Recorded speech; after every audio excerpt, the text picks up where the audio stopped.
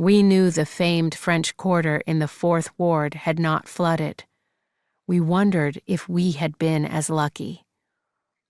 One day, Scott went to a Books-A-Million and saw a neighbor who had lived across the street from us. He heard that we hadn't flooded, and the water had stopped 2 blocks from our house.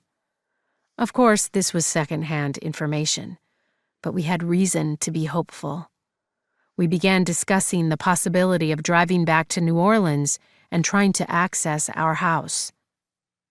School was going to start again soon for Scott. During all his time with LSU, Scott had been at the university's medical center in New Orleans. Due to the flooding, he was temporarily relocated to the main campus in Baton Rouge, which was a 90-minute drive each way. Scott and I needed to be back in Louisiana anyway, and we figured we would try to see the house. We wouldn't know for sure if there was damage until we saw it.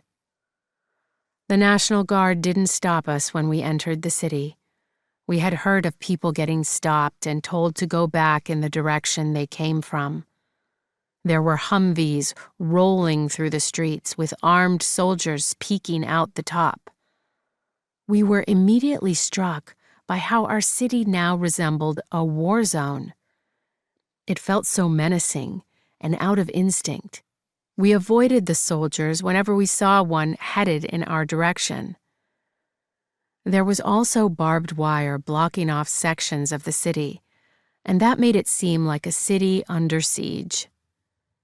There were a few times when one of us had to get out of the Jeep and move a 7-foot section of barbed wire so the other one could drive through.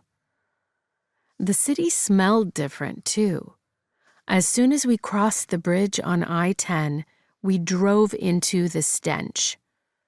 It was like a mixture of rotten eggs, sour milk, and decay. There was little breeze and the smell hung in the air. I agreed with people when they said it smelled like death.